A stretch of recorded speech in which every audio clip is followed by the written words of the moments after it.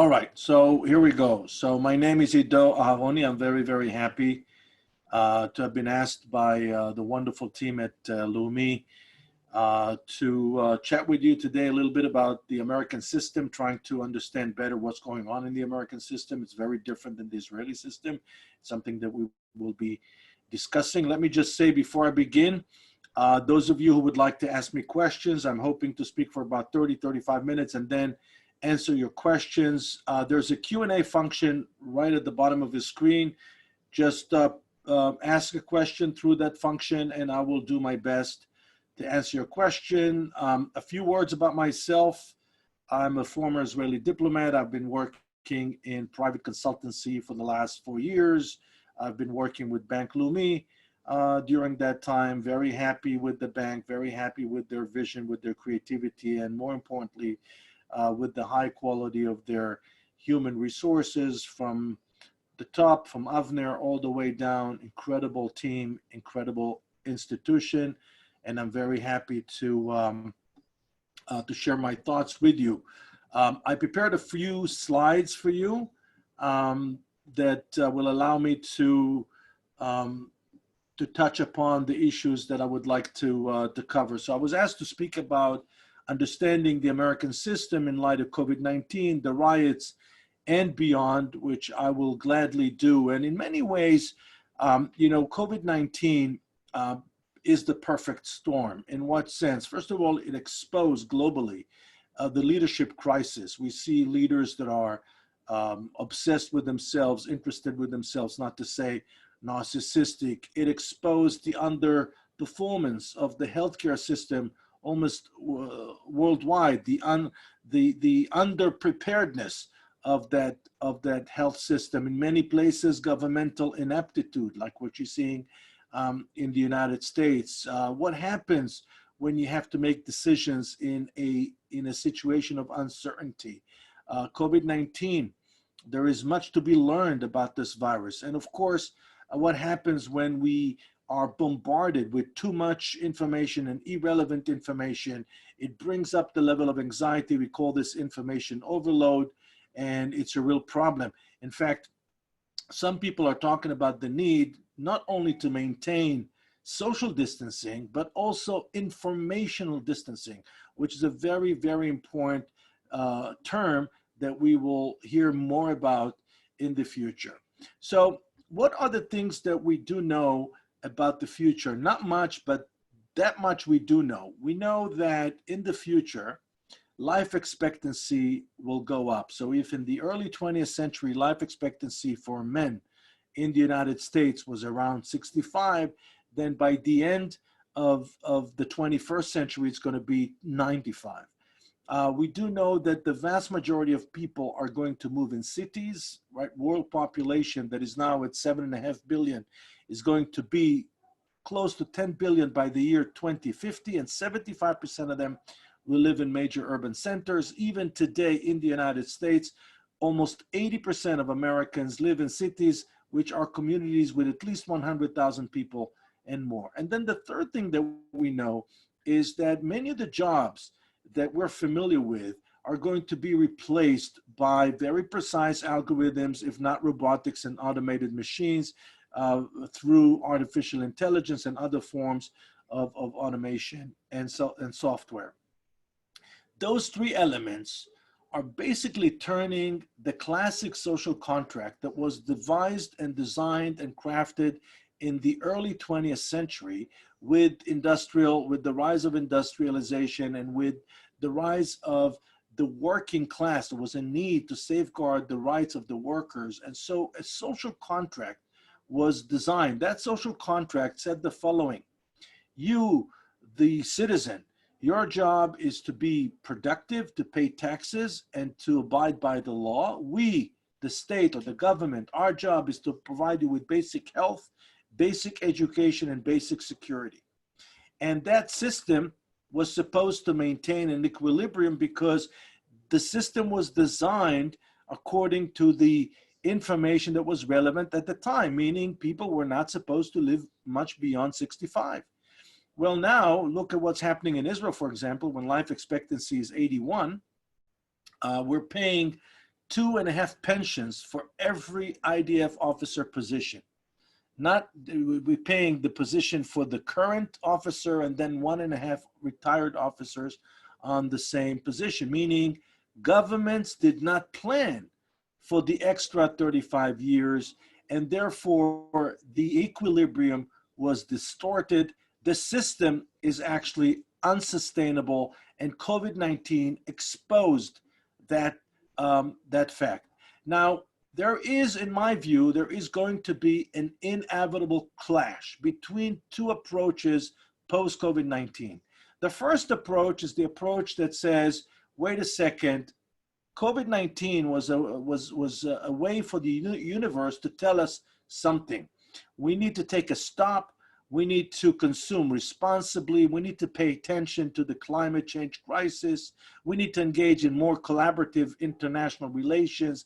Businesses have to have a purpose. If you're a bank, if you're a credit card company, it's not just enough to look at the profit line. You have to have a purpose. And you know, engaging in smart communities and smart businesses and smart applications is not enough. What people will look for is something called livable life. It's not important. It's not just important to live in a smart city. I want to live in a livable city. That's going to be one approach that will be undoubtedly, it's already happening. You're seeing it in the streets of the United States with the other approach that says, wait a second, let's look at what happened before COVID-19. The world was experiencing an unprecedented level of prosperity.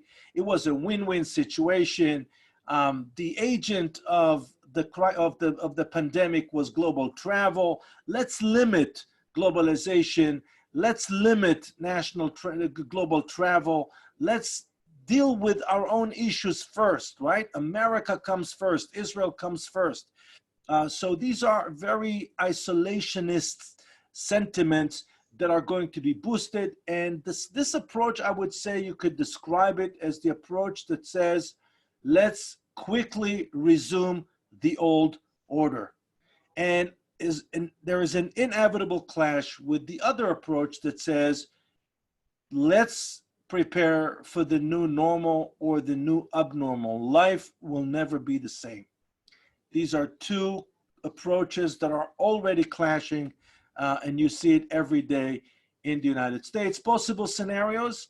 One scenario is that the United States will have the strength and the power to introduce a new deal. The New Deal was enacted under President Roosevelt, and basically was a massive investment in infrastructure. Everything that you see today in the United States, from the massive bridges and the tunnels and the highways and the railroads was before that, but the major real estate projects like Levittown on the East Coast and Lakewood City on the West Coast, those are all part and elements of that New Deal. The other thing that we'll probably see is a quicker shift to what we call flex economy. Flex economy is an economy that is based on freelancers, an economy that is not necessarily routing you to a place. You can work from everywhere. If you're familiar with the Israeli platform Fiverr, that's probably the future of employment. In your world, the financial world will probably see a faster move to cashless world, contactless cards, blockchain-based technologies. Competition will resume, but competition will resume together with collaboration. Very much like what happened in the world after the end of World War II. The world created in 1945 in San Francisco, the United Nations. United Nations was created in San Francisco because of the understanding, as a response to the trauma of World War II, we need to have collaborative diplomacy. We need to have collaborative international relations. I cannot even begin to describe how globally important the upcoming November 2020 elections are going to be, not just for the United States, way beyond the United States, because in many ways it will signal the direction in that clash that I was describing between the new order people versus the old order people. And obviously Trump represents the old order clearly. Now, I'm going to touch upon 5 verticals very briefly. Understanding the American system, the economy, understanding the entire philosophy behind the American credit system. I'm not talking about credit card system. I'm talking about the whole idea that debt is actually a good thing for the economy. The defense approach, the American system when it comes to the defense doctrine, dramatically different than the Israeli security doctrine. The legal system, the political system, and obviously the society. The United States is undergoing for many years, way before the riots started, undergoing a deep social change. Here you can see the ID card of the United States. We're looking at over 330 million people. So this is the growth in the last decade alone from 308 to 330. GDP per capita actually went up significantly in the last decade. 63,000 used to be 55. Density per square mile, 93 people per square mile. It used to be 4 people when the United States was founded. The median age is today 38. It used to be 29 in 1960, which means that the American population is getting older. Life expectancy, it's a very alarming piece of information, is actually going down. It used to be 81, it went down to 78. Level of urbanization is 82%. Again, the definition of an urban center in the United States is at least 100,000 people. In Israel, it's at least 20,000 people. And 74% of the Americans describe themselves as Christian. America is still very religious. On a scale of religiosity, the United States is far more religious than the state of Israel, and I'll be more than happy to answer questions about that. So the undercurrents that are taking place in the United States for quite some time, it's not something new. America is becoming more and more urban. America is becoming more and more secular, meaning less and less Americans are reporting that they're religious. It's becoming more and more ethnic, and it's polarized politically, unlike Israel, where the political system gravitates towards the center. In the United States, the gravitation actually is towards the extremes. America is experiencing the repercussions of the information revolution more than other nations because of the level of connectivity in the United States, which is much higher than, let's say, a country like India. Israel is no example because in Israel, the level of connectivity is even higher than in the United States. And lastly, the United States, and this is perhaps the main reason why you're seeing what you're seeing today in the United States, there's a deepening systemic inequality. Make no mistake, the riots that you see in the United States are not necessarily about the individual named George Floyd. It's about what it represented, what the way he died represented, the inequality. No one, and no one should die in police custody. No one should be mistreated by the police. That's the issue. And when you're looking at the coalition of minorities that is going to shape America's future, this is what you're looking at. You're looking at 55 million Latinos plus 15 million, an estimate of another 15 million Latinos who are undocumented, meaning they're not legally in the United States, although they're physically there. You're looking at 40 million African Americans. You're looking about 16 million Asians. I include in that group also people of Indian background, people from Indonesia, from Malaysia, Chinese, Japanese, Vietnamese, Filipinos, and so on. There are 6 million people who describe themselves as gays. They're part of that coalition. And 7 million Jews, more or less. And it's very important to indicate that the gay community, obviously, there's an overlap because you can be Asian and gay and Jewish and gay and so on and so forth. But this is really the coalition of minorities. When you're looking at the people rebelling against the old order, these are the people. Now, you may ask why the Jews are in that group, because in their eyes, they're still a minority, although their integration into the general society has been one of the most amazing success stories. A little bit about politics, so that to break the the perception. It's very important to understand how, if America is largely urban, then what's the story when it comes to the national elections? Now, this you have to understand. Americans do not vote for presidential national elections the way they vote for state level elections or municipal elections. Here's an example looking at the top 50 cities in the United States. 35 of the mayors are Democrats, only 13 are Republicans. You can see here the major cities in the United States. This is the list of the top 13 or 14 cities: New York, LA, Chicago, Houston, Phoenix. These are all Democratic mayor. Philadelphia.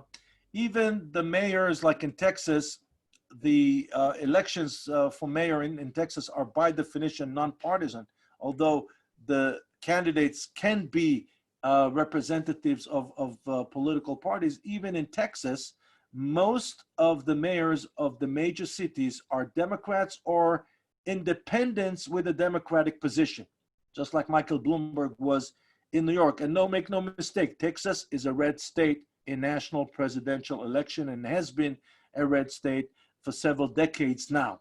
Now, what does it mean? It means that when people congregate, the cities tend to attract people who are more liberal than conservative. Hillary Clinton, for example, won out of the 100 top urban centers in the United States. I think she won in 85 of them. Yet she lost the elections, and I'll be more than happy to speak about how that happened.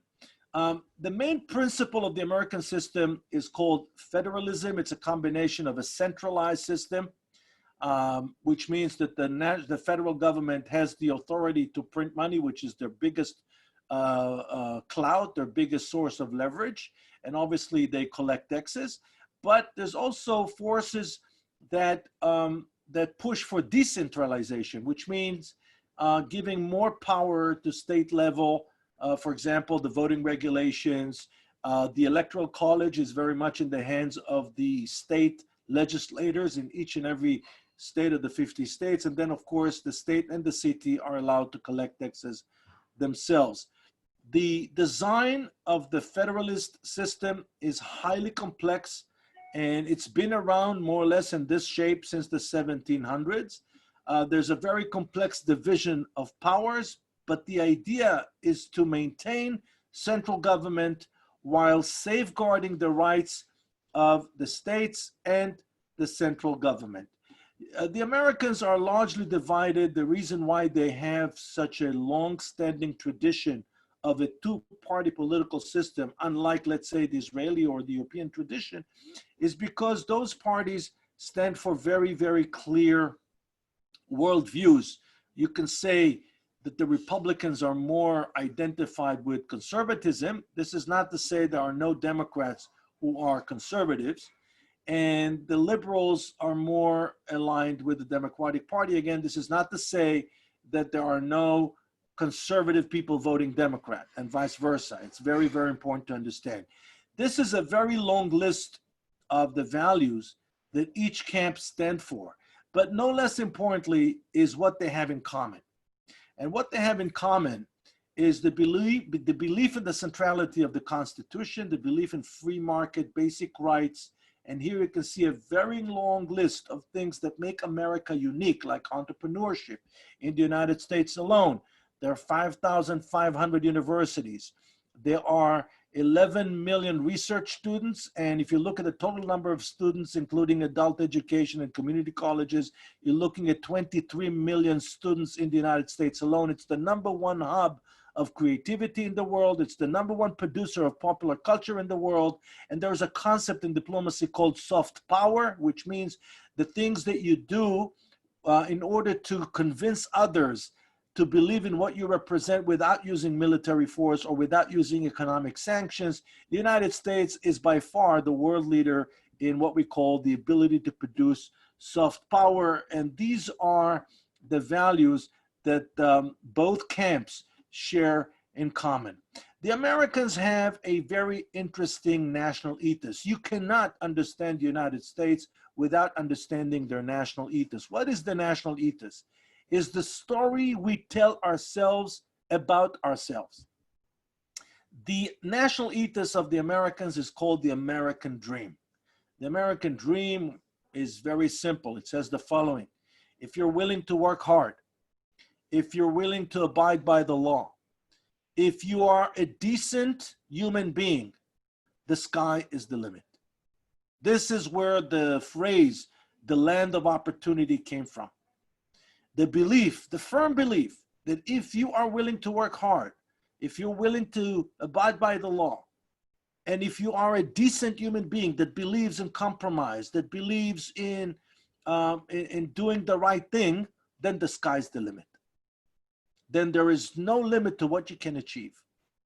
And that is a very powerful narrative because it fuels the economy, because it fuels people's motivation. People believe that they can, and they reach to the stars, right? For comparison, this is the national ethos of Israel. The story that we tell ourselves about ourselves is that we are here to prevent a second Auschwitz. Never again is the national ethos of the state of Israel. Now, what happens when the national ethos of a nation becomes a work plan? A very difficult thing happens. It means that there is no limit to what you're willing to invest in preventing a second Auschwitz. We'll talk about that in a second. There are fundamental differences between Israel and the United States. In Israel, we don't have constitution. We do have the Declaration of Independence, or more accurately, the Proclamation of Independence, which serves as a loose legal basis for a series of basic laws that were enacted since the 1960s until today. Unlike in the United States, we don't have a separation between religion and state. The prime minister in Israel is first among equals. There are no presidential powers. That's one of the reasons why Israeli prime ministers and Israeli ministers find themselves in jail. There is a very tightly regulated business environment in Israel. In the United States, the things that are allowed by the American law in terms of the interface between politics and business are considered illegal in Israel. Israel is far more secular than the United States on a scale of religiosity. For example, in Israel, I don't see a bill that says, "In God we trust." In Israel, as I said before, unlike the United States, we have a viable political center that produces the most important and the most influential policies. And lastly, unlike the American society, Israeli society is very, very informal. Let me give you a couple of examples from your world about how different the American system is from the Israeli system, or for that matter, from many other systems in the world. We all familiar with the cultural and the economic attitude to the concept of debt. In every culture almost, debt is not a good thing. In Israel, for example, look at how the government is very reluctant to pour money into the economy because they don't want to increase the external debt of the state of Israel. Well, in America, and that was the whole idea behind the New Deal, in the United States, actually debt is viewed as a positive economic force. Why? Because for one, it enhances social stability. The more money you owe, the more pressure there is on you as an individual to abide by the law, to work hard, pay your taxes, and pay your bills. Cash flow is king in that type of world. So the more debt you accrue, the more credit you get. That's the whole logic of the American credit philosophy. It's very different than the Israeli system that doesn't like to encourage people to assume debt. Another example, American individualism. When we looked at the differences between conservatives and liberals, one thing they had in common, and that is the national ethos of individualism. Unlike Israel, that was built upon a collective foundation, and where you were judged by your contribution to the collective. In America, you're being judged by your own individual achievements. The best example of American individualism is the political struggle, the political battle around the Second Amendment. The Second Amendment, known as the right to bear arms, is one of the 10 amendments that form the Bill of Rights, and it says the following: a well-regulated militia being necessary to the security of a free state, the right of the people to keep and bear arms shall not be infringed. Now, it's hard for us to understand. If you live in New York or if you live in Chicago, it's hard for you to understand where it comes from. But if you live in a remote ranch in the middle of Texas, or if you live in a farm in Montana, this is very, very meaningful. When we talk about the way the West, the American West, was habitated, the way it was settled, the process, it really required a great deal of courage on the part of the individual. And the Second Amendment was there to protect them, to allow them to protect themselves and their families. And so in many ways, the political struggle over the Second Amendment is the political struggle between urban America and the heartland. And again, I'll be more than happy to talk about that later during the Q&A session. The American security doctrine stands on four legs: the need to protect the homeland, the need to promote American prosperity, the need to preserve peace through strength, and the need to advance American influence all over the world. That has been the American security doctrine for many, many years. Just for comparison, the Israeli security doctrine is very different. It stands on three legs. One says the need to defend our people by building a strong military. Our military, the IDF, the Israel Defense Forces, is considered to be a large military in absolute numbers as well, not just in comparison to the size of our nation. The second leg is the need to prevent and preempt the enemy attacking, and we've seen it historically when Israel destroyed the Iraqi nuclear reactor, when Israel destroyed the nuclear reactor in Syria in 2006, when Israel is attacking Iranian targets in Syria. This is all part of that second leg that says our job is to prevent the calamity, to prevent the threat. And then the third leg, the most important leg, is the deterrent. The presence of a highly advanced weapon system that would deter the enemy. This idea of the ultimate deterrent came to Ben-Gurion when he looked at the way World War II ended, with 2 nuclear bombs on Japan. This is a picture from 1961 in New York, a very famous meeting between JFK and David Ben-Gurion, where JFK was asking Ben-Gurion, tell me the truth, what are you guys doing down there in Dimona? And don't give me this baloney that you're manufacturing textile. And Ben-Gurion, off the cuff, his answer became Israel's official policy on this issue. He said, Mr. President, rest assured, Israel will not be the first country to introduce nuclear weapons into the Middle East. In other words, he did not deny, but he also did not confirm.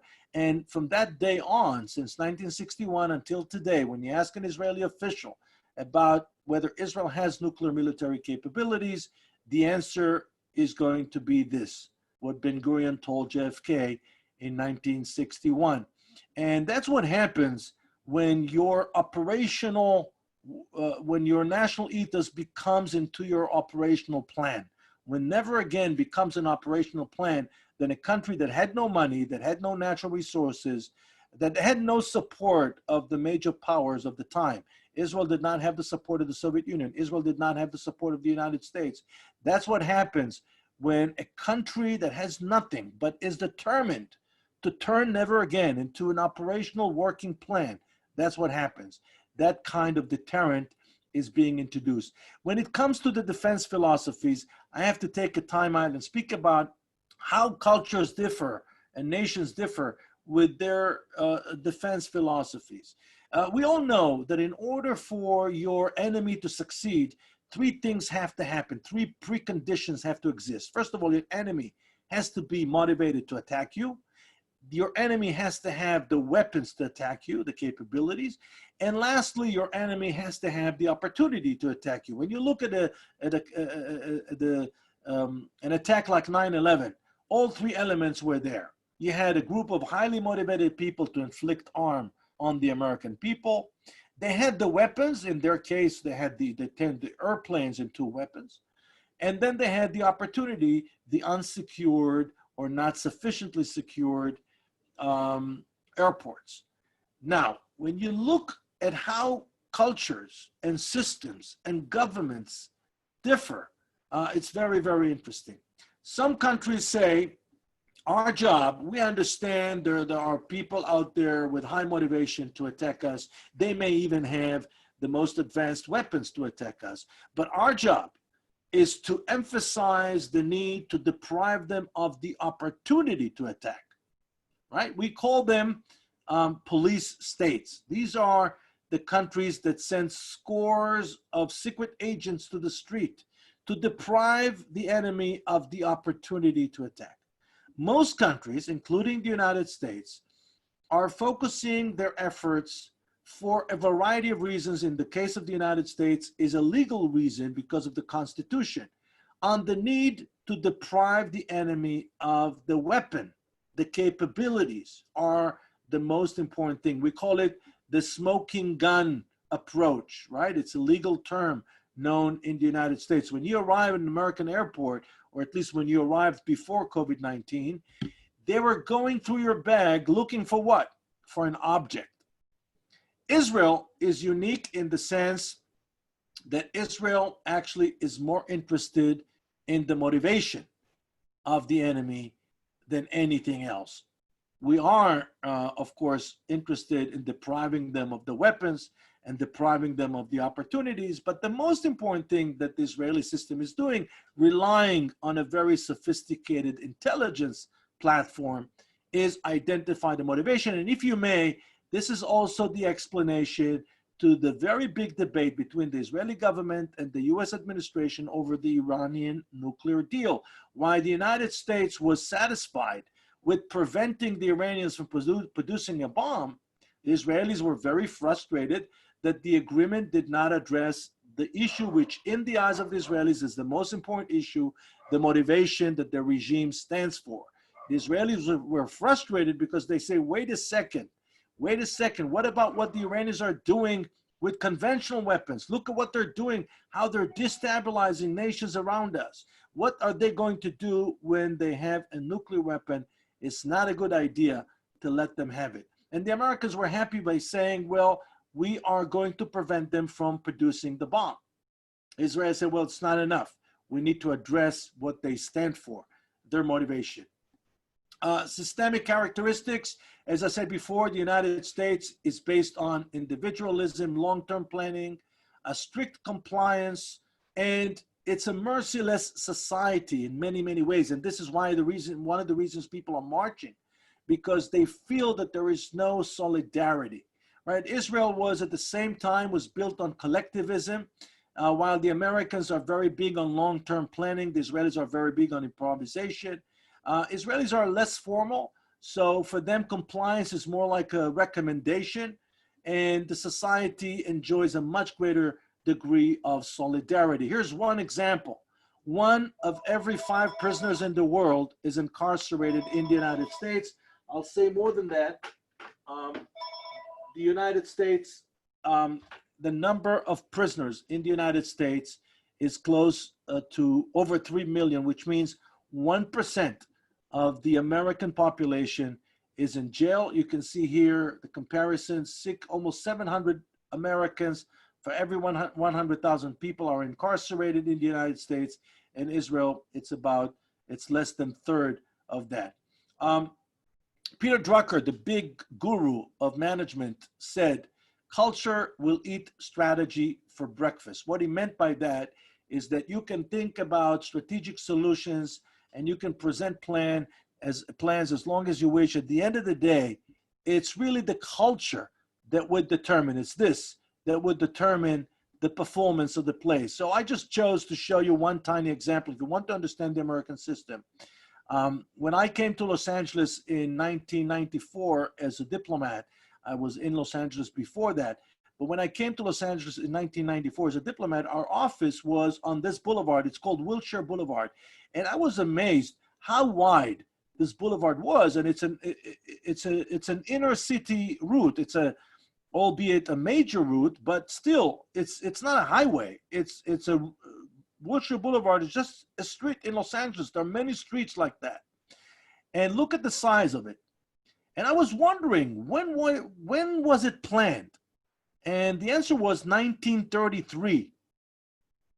And then, you know, I came to visit Israel and I took a ride on the famous Route 6, which was an Israeli major undertaking. And you can see here, the year 2020, Israel's major transportation route has only 2 lanes in each direction. That's the whole story right there.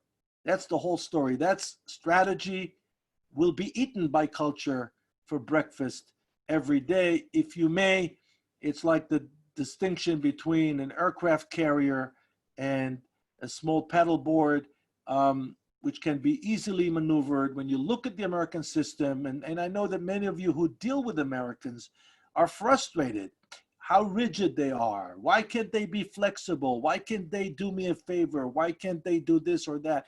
And the reason is because they don't have the luxury of doing that. When you run such a huge system with 330 million people, with so many institutions, you just can't have people improvise like you can in Israel, which is a nation of 9 million people. A few words about the American system. You're all familiar with the 3 branches of the US government.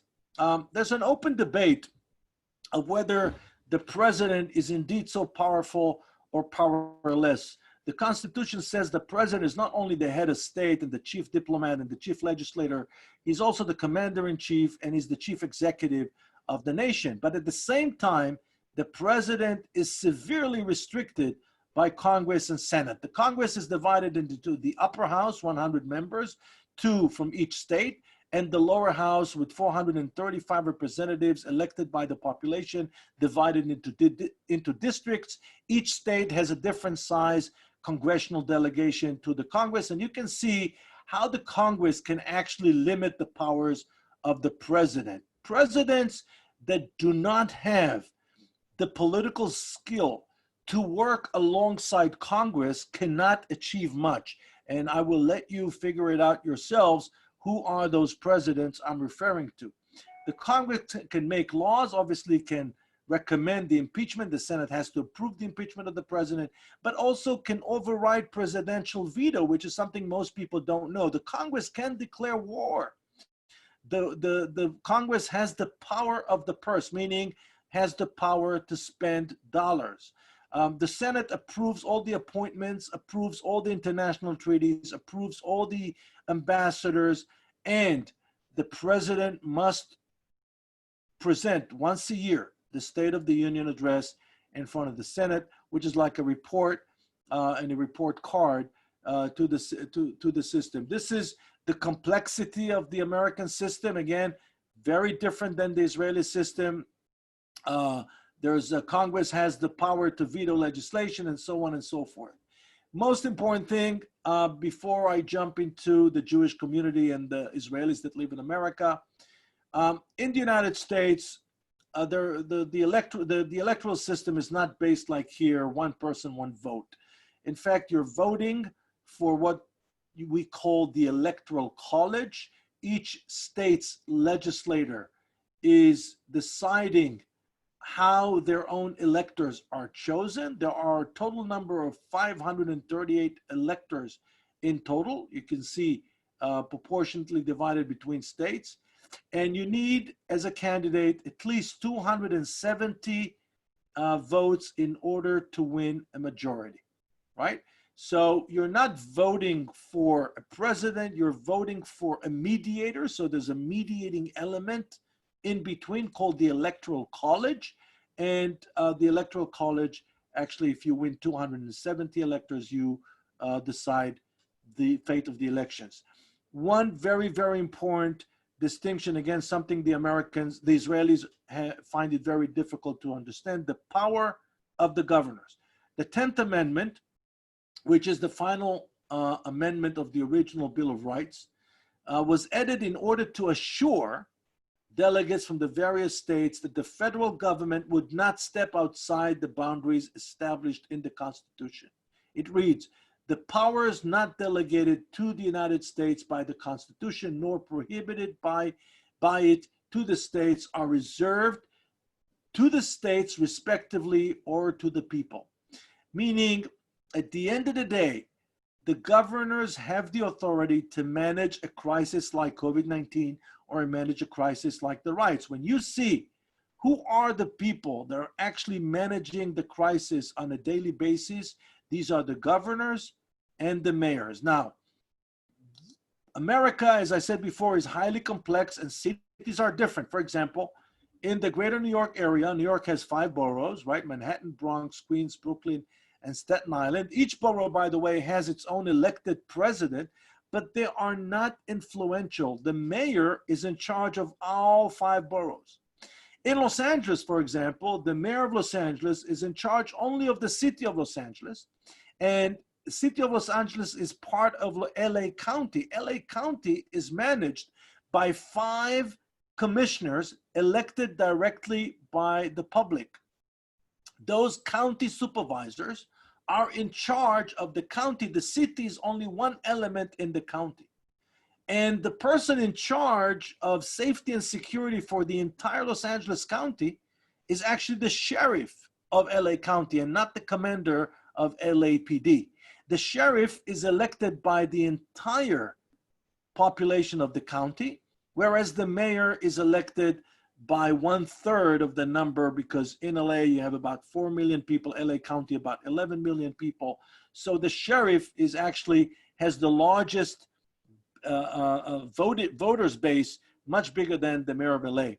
And again, the same structure appears in other places. For example, the city of Atlanta, which is only 500,000 people, but actually serves 2 different counties. It's part of Fulton County, but also part of DeKalb County. It represents, their city council represents the 12 different districts, plus 3 other general representatives. And interesting, since 1973, and again, Georgia is a red state, meaning voting Republican, traditionally, at least for the last several decades. But since 1973, all the mayors of Atlanta have been members of the African American community. A big question about the Jewish community, and you know, we in Israel talk a lot about assimilation, which I think is an inappropriate term to describe Jewish life in the United States, because it assumes that the very fact of a Jew marrying outside of his or her faith is not a bad thing, is a different negative connotation to it. Well, in the United States, there are 330 million people. 180 million of them identify as liberals. It's important when I say liberals, I'm not necessarily referring to progressives or people that vote for the Democratic Party. Many conservatives view themselves as liberals. The United States is a liberal system. There's a huge difference between being a liberal and being a social liberal in the United States. There are about 7 million Jews, but what most Israelis are unaware of is that those 7 million Jews, like my wife, for example, are connected through marriage to between 30 to 40 million people who are not Jews by the Jewish religious law. Very, very important distinction. And they have, by definition, a positive predisposition when it comes to Israel and when it comes to Jewish life. Because at the end of the day, the number of Jews that are actually involved in organized Jewish life is very, very small, and I estimate them as less than 500,000. These are the main hubs where you can find Jewish life in North America. I also included Toronto here because although Toronto is not part of the United States, it's one of the most important Jewish communities in the world. In the United States, we have 3,500 congregations, nearly 3 million people that visit them at least once a year, and they are representing 584 counties. When it comes to organized Jewish life, those 500,000 Jews that I mentioned before, they're divided into 2 types of organizations. Organizations that are meant to defend the interest of the Jewish people, like the Anti-Defamation League, Wiesenthal, the Jewish Community Relations Community. You have organizations that their job is to lobby on behalf of the interests of the State of Israel, like AIPAC. AIPAC has one job, and that is to secure the foreign aid bill every year. Then you have the welfare organizations like the federations, the JCCs. What they do, they raise money for the well-being of the entire community, and some portion of that money actually ends up with the Jewish Agency, about 17%. And then recently, in recent years, there's a fourth type of organizations that I call them broadening the conversation organizations that are engaged in a different conversation about Israel, not your typical geopolitical analysis of the conflict, but actually conversation about Israel in the context of the environment, like the Jewish National Fund is doing, conversation about Israel in the context of education, like the America-Israel Friendship League is doing, or Birthright, which is the best example of the BTC type of organizations. When you look at the Jewish community's Israel agenda, it's very different than the real world. The American Jews are primarily concerned with BDS. Just in parenthesis, I want you to know Israel is not boycotted. In fact, the opposite is happening. Israel has never been more accepted all over the world, including in the Arab world. They're dealing with the Iranian deal. They're dealing with the issue of terrorism. Holocaust denial is a big issue for them, although you couldn't say, although there are Holocaust deniers here and there, Holocaust denial is not an all-encompassing social or academic phenomenon. They're concerned with the issue of assimilation, again, failing to see the opportunity that comes with it. And obviously, they're preoccupied with the issue of anti-Semitism. And again, I think that anti-Semitism in the United States today, it's part of a much bigger wave of hatred and hate crimes towards the other. The other can be gay, can be black, can be Jewish, can be Latino, and so on and so forth. If you watch the show, Who is America? Sacha Baron Cohen defines Israeli DNA. He's linking Israel clearly to the conservative base of America. And again, if you haven't seen it, I urge you to watch it, especially the character Ran Murad, the security expert from Israel. American Jews, the largest religious movement among them is the Reform movement. The second largest is conservative. About 8% of them are Orthodox, but the vast majority of them are unaffiliated. And I would say only 15% of them are engaged. I will end with a word about Israelis in America, and then we'll open the floor to handle some of your questions. I've heard numbers that in Israel, there are millions of Israelis that live in America. Sometime even they use the number 1.5 million. It's very difficult to know. In fact, nobody knows how many Israelis live in America. And the reason is because of the citizenship law. The citizenship law says that if you were born to an Israeli, or if you were a grandchild of an Israeli, then you are an Israeli by law, you are Israeli by birth, and you have to settle your status vis-a-vis the Israeli government and the Israeli army. If you go by the citizenship law itself, you can reach very, very large numbers. But the real definition is how many people that are Israelis, ex-Israelis, or children or grandchildren of Israelis that feel a personal connection to Israel, that Israel is part of their personality, that speak the language, that live and breathe Israel. That's the criteria. And I believe that that number is much smaller. And I will be surprised if it's more than 2K, 200,000. I'll be very surprised, and I can tell you more about that during the Q&A sessions. My friends, this is my, my quick and brief overview. And at this point, I'd like to open the floor for your questions, please. So Tzvia is asking, would love to hear more about the future of U.S.-Israel relations. It's an excellent question. Israel is um, is experiencing a very dangerous situation. I call it ethnocentrism. What is ethnocentrism? When a country and a society and a culture is unable to view the world through any other prism but its own. In our case, the question is, what's good for the Israelis, right? When that's your approach, it's a very dangerous place to be in, because that coalition of minorities that I showed you at the very beginning, that's the coalition that is going to determine the fate of the United States. And Israel has done very little to build bridges with this coalition, unfortunately. Not only that, we neglected the need to cultivate ties with our Jewish brothers and sisters. Israeli governments of late have done anything within their power to disengage them from the failure of the Western Wall compromise, all the way to the fact that the more progressive streams of Judaism have really no access to the Israeli government. And I think we're going to pay dearly, all of us. Our children are going to pay. And I'm afraid that even our grandchildren are going to pay for the mistakes that we made. Who do you think will win the upcoming elections in the United States? The current events help more to a certain candidate? Well, depends.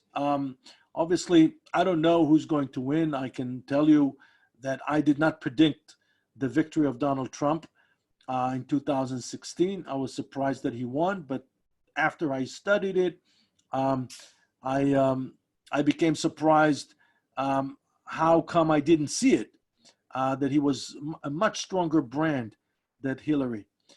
So the brand is still strong. What attracts people to Trump is the fact that he is authentic, or at least is being perceived as authentic, as livable, as impulsive, as reflexive. He's being himself. And he is the counter reaction to the culture of political correctness. I just read the other day that the editor of the op-ed section in the New York Times, James Bennett, resigned because he published an article by someone who offended some of the readers. He had to resign, which is an incredibly stupid move. Why would you have him resign? So what? So someone read an article they didn't like? What's the big deal? Why do you have to resign? That's the PC. The Trump represents the opposition to that PC. It's a very powerful position to be in. And so, despite of the fact that I read today that his disapproval rating is at all-time high, 58% of the American people disapprove of his performance, I still think that Trump is a very powerful brand. And what he is selling the American people is authenticity, reflexivity, and impulsive nature, which is what they wanted after many, many years of, I call it PC tyranny, the tyranny of political correctness. And people are fed up with it. Another thing about the riots, there's a huge difference between glorifying George Floyd. Those who are doing it are actually doing a disservice to Joe Biden, and protesting the principle, which is nobody should die in police custody. There's a huge difference between talking about the principle, about the universal values that were violated, as opposed to glorifying George Floyd, the individual.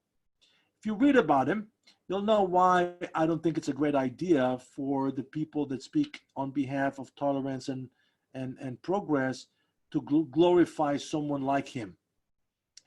Nobody should die in police custody. And George Floyd is no exclusion, of course. Rodney King, same thing. There's a huge difference. There's a fine line. And so the riots could help Biden, but could also damage Biden. There's a very, very fine line right there. All right, another question.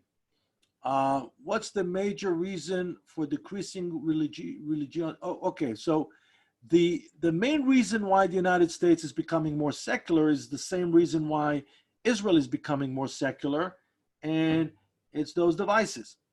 Those devices changed the world. 2007 will be remembered in history as the year that changed the world. Why? Because it gave us the opportunity to self-design our own informational feed. When that moment happened, the world has changed. Because if it's not in your feed, it doesn't exist. And my feed is different than your feed. There are no two feeds that are identical. We are now in a position where companies can collect up to 15,000 data points on each user. Now, when you are exposed to this abundance of information, some of it relevant, some of it irrelevant, then it really changes the way you see things. And so it's not that people are less, firm in their faith or not. It's the description, how they describe themselves is changing. The story they tell themselves about themselves is changing. We know it when we look at the younger generation of the evangelical community, when their parents and their grandparents were connected to Israel on a theological level, their children are looking for a different kind of connection. They are not automatically connecting with Israel like their parents and their grandparents, although they come from the same religious background. It's a very, very, by the way, in Israel, the same thing is happening. The religious people feel the onslaught. They feel they're under attack by the information revolution, and therefore they are externalizing their religious symbols. So all of a sudden the yarmulkes are becoming bigger. The tzitziot are becoming longer. The bumper stickers on the cars are becoming bigger and bigger. And the reason is, and the word that they use is litchazek, to be stronger. Why do you have to be stronger? Because they feel they're under attack. And who's attacking them? Technology. And so that's happening all over the world. Religious people, people of faith, they feel that they're being bombarded by information, by new sources, by new ideas, by new images, by new concepts, and many of them open up, and many of them decide to, to close down. It's a very interesting thing. We'll see more questions. Is Biden? If Biden is going to be elected, how do you see it affecting Israel? I think Joe Biden's record on Israel is impeccable. I don't see any problem whatsoever with Biden. I think that Biden already committed to select a running mate that is going to be a female. So probably he will select an African-American female. In light of what's happening now, Kamala Harris comes to mind, the senator from California. I don't know if she will be as comfortable as he is with Israel, but I don't see any problem with that. I don't see any problem with that. All right, dear folks, we're exactly at 8 p.m. Israel time, which is 1 p.m. your time.